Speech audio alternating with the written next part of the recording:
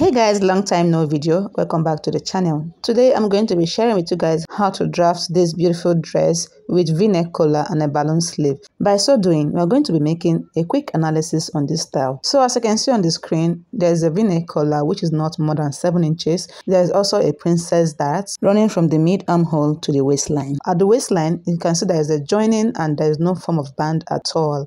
Looking at the sleeve, we can also see it's a balloon sleeve which is not more than 20-21 inches with elastic bands at the lower part. So that's all about the style. If this seems like what you're interested in, you might want to hit that subscribe button and let's dive into the main video. So guys, as you can see on my work table, I already have a similar fabric to what I'm about to make. I have 1 yard of white crepe and then 2 yards of this flowered crepe. Since the dress is a bit short, you're not going to be needing the whole of these 2 yards to achieve it. So I went ahead to iron it out to eliminate any wrinkles on it before I can start drafting. By so doing, I'm going to be setting this aside for now, and then I will go ahead and fold my flowered fabric into 2 equal halves. First thing I did was to measure my bust point, and then I went ahead to measure my under bust, which is 13 inches, followed by my waistline measurement. So I'm just rolling a line across to indicate that. This is something I do a lot on this channel whenever I'm drafting a princess dart bustier. Next, I went upwards to the starting line to measure half of my shoulder measurement, which is 16 divided by 2, giving me 8 inches. And then I'm going to be measuring my neckline measurement. So I'm marking 3.5 inwards at this point for my neckline.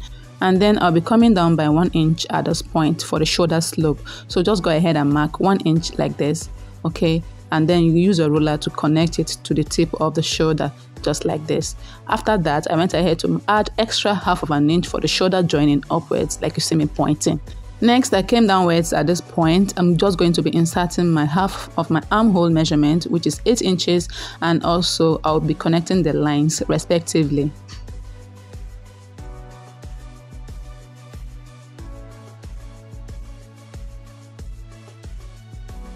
After I was done marking the lines, the next thing I did was to come at this point around the armhole. I'm going to be dividing it into 2 and then mark 1 inch in between that part for my dart allowance. So this is going to be my dart, okay? That's just the armhole dart since we are drafting our princess dart bustier. So next I'm going to be taking my nipple to nipple measurement. Half of my nipple to nipple measurement is 3.5, but I'm marking 4 inches because I am drafting directly on my fabric. So I measured that 4 inch on the bust line, the under bust line, and then the waistline. And then I went ahead to connect it into a straight line with my ruler. That's going to be the place I will be inserting my waistline darts, okay? So I'll be allocating 2.5 inches in between these darts. So the first thing I'll be doing now is to go downwards around the bust point line by 1 inch. If you are busty, go ahead and make use of 1.5 inch. So I'll be adding ½ inch around this part and also at the lower part like this, and then connect it with my ruler.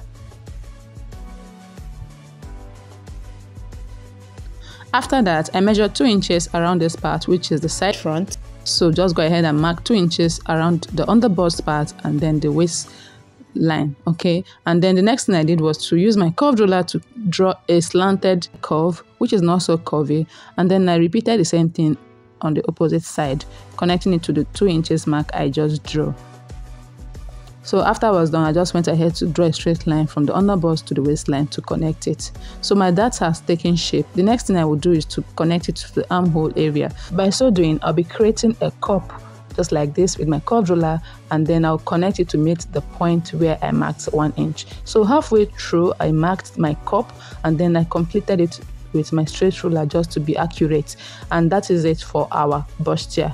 So I'll just go ahead and draw the second part of this line to open up the darts. So this is the dart I'm about to take out. Just draw a straight line to intersect with the cup and make sure there is 1 inch in between this line. And then next thing you're going to do is to add back that 1 inch which you have removed from the dart. This is because we don't want to fall short of fabric when we're actually joining this on the machine. So I'll just go ahead and trace out this part to be very obvious for you guys to see what I'm doing. I hope you guys are understanding. So just go ahead and make sure your lines are intact. So just go ahead and draw a curved line with your curved ruler to complete the curve from the armhole, of course from that 1 inch mark where we drafted.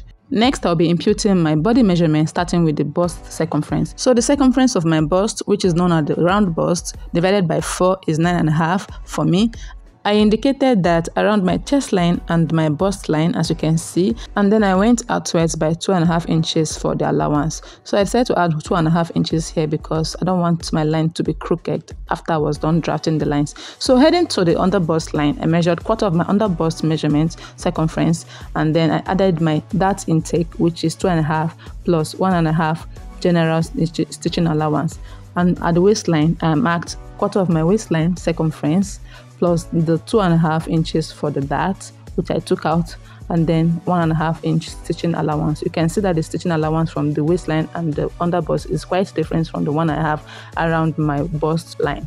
This is because I don't want my line to be deformed or crooked. So next thing I did was to cut out my pattern.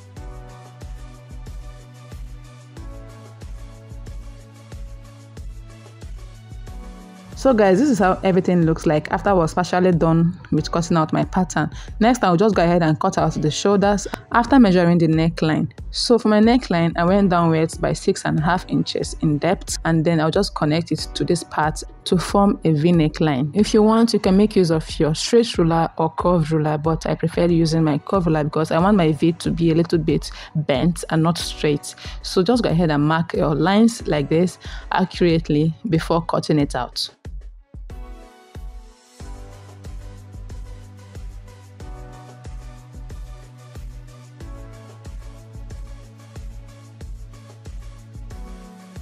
So guys, this is how it looks like after I was done cutting out the front piece. Next, I'm going to be drafting the back. For the back piece, I went ahead to measure 2.5 inches this way for the zipper allowance, and then I just stopped halfway down the line and I placed my center front on it like this from that line where I marked my zipper allowance, and then made sure it's correct and corresponding to what I want to have. Then I extended the lines which I drew.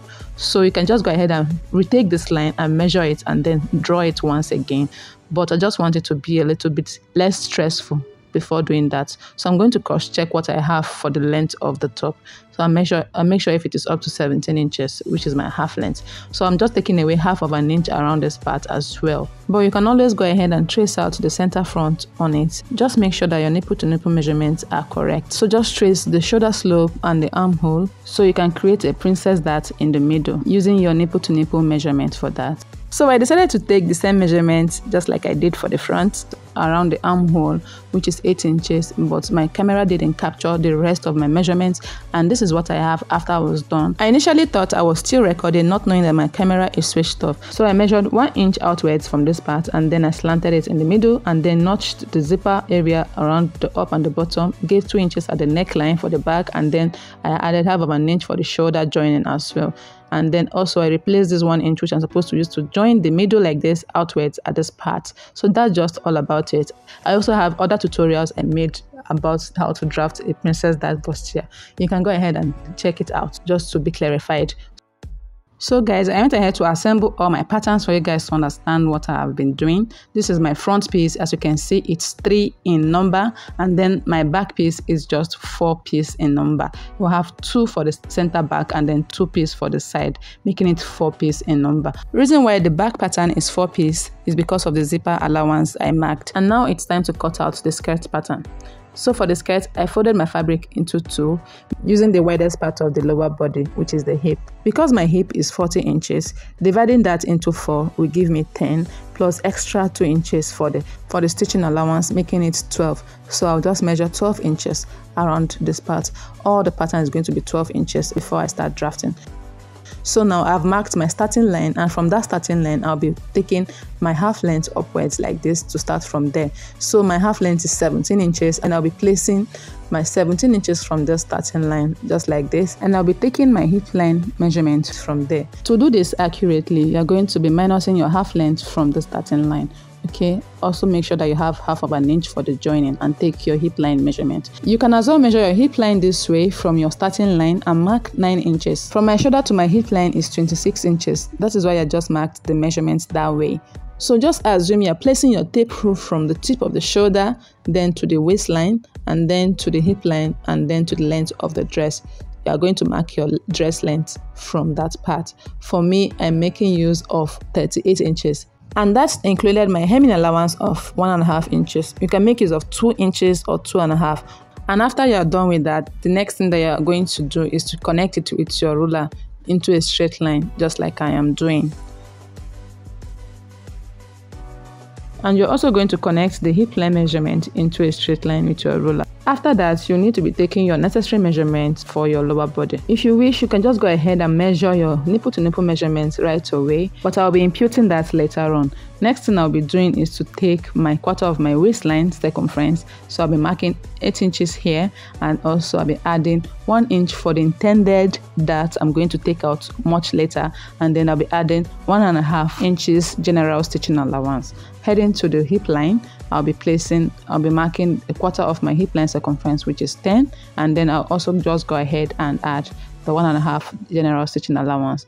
This is because there is no dart allowance here. I'm not going to be adding any dart. So I'll be taking what I have here, which is 12, and then I'll be placing it on the lower part, which is the length of the dress, and then I'll be subtracting 1.5 inches like this, because it's meant to be fitted and not free, just as seen in the picture.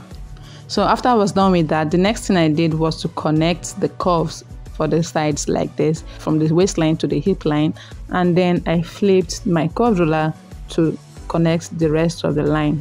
If you want, you can go ahead and make use of your free hand. If you don't have a curve ruler, it's still going to give the same effect. Okay, so that's about the lower part. The next thing to do right now is just to go ahead and cut it out. So it will be looking somehow like this after we are done taking in our dart of 1 inch. Okay, so next we're going to make sure that the lines have fallen into place before cutting it out.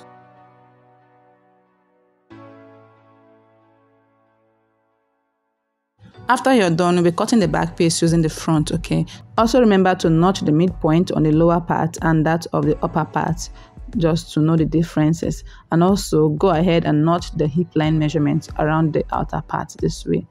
There's a reason why I said that. I'll tell you guys later. So next I went ahead to draft the back by placing my front piece on another piece of fabric. This time around I made sure that I have 2 pieces for the back. Okay, just make sure you have about 2 inches to 2.5 inches for the zipper allowance. And next we are going to be creating a slight curve of about 1/2 inch. This is to accommodate the shape of the butt. So just go ahead and use your free hand to draw a slight curve this way up to the hip line area, and then intersect it just like you see me doing. And next I'm going to be making use of your curved ruler or either your free hand to mark the general stitching allowance for the zipper. Just go ahead and make sure it's up to 2 inches like this, halfway through, stopping at the hip line. And then from there you're going to be measuring 5 inches downwards like this, which is going to enable you to shaping it up. So just go inwards by 1 inch at that point, just like you see me doing, and connect the line. This is going to be for the slit. Moving upwards to the waistline, there is no need of including another stitching allowance and that intake. I already did that on the front and it covers for the back already. So I'll just go ahead and cut it out. After I was done cutting, the next thing I did was to notch my pattern around the hip area like this on the outer part. It's because I want to tell the difference between the zipper side, the part for the butt, and the side that the zipper goes to. This is the reason why I specified about the notching on the hip area. Okay, and then I went ahead to also notch this part around this seam allowance and also at the upper part as well, so that I can be able to fix my zipper correctly. Next, I went ahead to cut out the lining piece for my front pattern and my back pattern. I also reduced the lining by 2.5 inches. This is because I don't want it to be equal with the main fabric. So I just connected the lines into a straight line with my ruler and then I cut it out. And whatever I did for this front piece is the same thing I'll be doing for the back piece. After cutting out the lining for the front piece, I went ahead to do the same thing for the back piece. So guys, this is how it looks like after I was done cutting out the lining for each pattern. As you can see, I don't have the black lining anymore, so I used the white lining which I have to replace that since I'm the one wearing this dress. I'll be adding my hair stay to the upper part alone because this material is lightweight, and also the hair stay is going to be serving as my wadding. So that is it about the drafting of this tutorial. In my next video, I'll be sharing with you guys how to stitch it up and also draft the collar. This is because we'll need to first of all stitch the front piece and the back piece, including the lining part, before drafting the collar. It's a step-by-step process. This video is already long. I don't want it to be longer than this. And with that being said, I'll see you guys in my next video. Bye for now.